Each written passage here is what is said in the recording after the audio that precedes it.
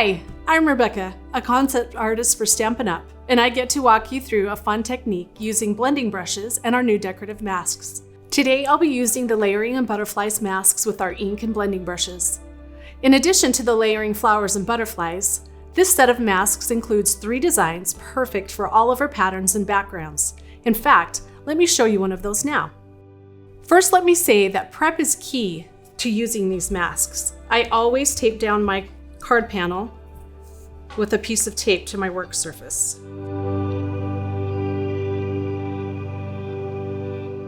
Then I secure the mask over the top.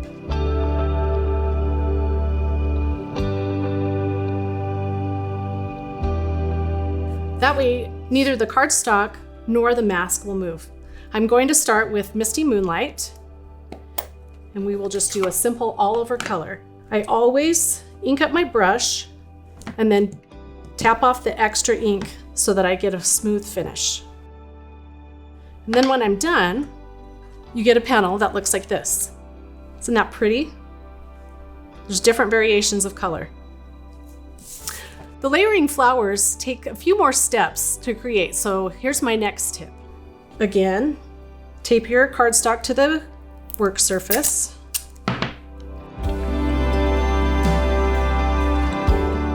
And then I'm going to use Petal Pink on this more open image. So you're going to tape your mask down again, but this time you're also going to tape off any images you don't want inked. So I only want these. So I'll tape off all these open. You also want to tape off the edges so you don't get ink on off of the edge of the stencil. All right, like I said, I'm going to use Petal Pink for this. Now, since Petal Pink is lighter, I'm not going to tap off any extra ink. I'll just start inking. Then when you're finished with that,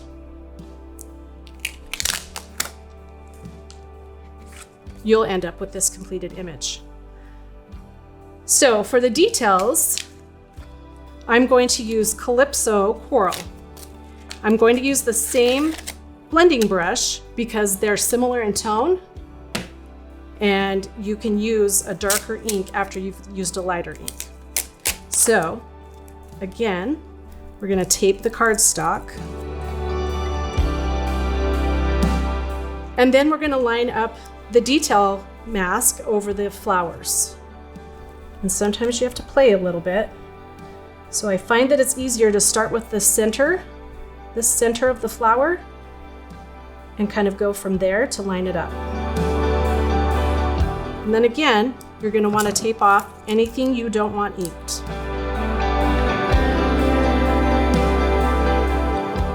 Make sure you get all those extra holes covered so you don't ruin your design.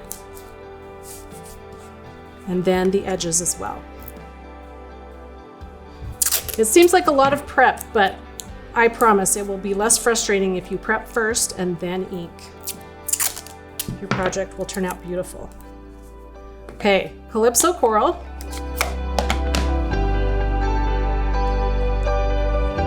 And then you just go over the top of the petal.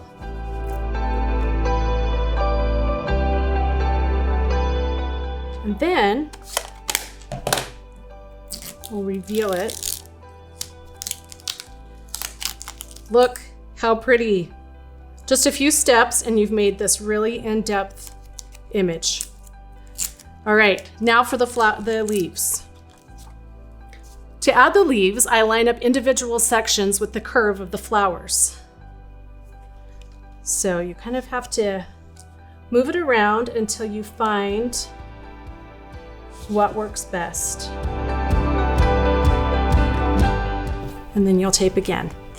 For the leaves, I'm going to do Mossy Meadow.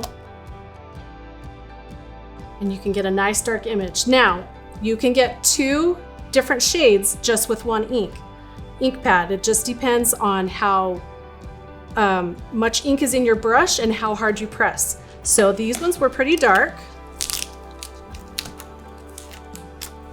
But now I'll go to these other leaves, and I'm going to use these leaves right here. I'll just secure that there. Use a little more tape. Now, if I take some of my ink out of my brush, and then I just use a light hand, I can get a lighter shade of green with just one ink pad. And so that's what it looks like. Once I was happy with my stenciled flowers and leaves, I die cut the panel using our Scallop Contours dies. That allows me to line up my image perfectly. Also, since the dies have stitching, the ink applies better to flat cardstock. Here's my completed card. I love the look of the layered flowers. There are so many fun things you can create using masks, and you can use any of your favorite ink colors. I hope my tips help you enjoy using these masks. The creative options are endless. For more information about Stampin' Up! Products, please contact your demonstrator or visit stampinup.com. Thanks!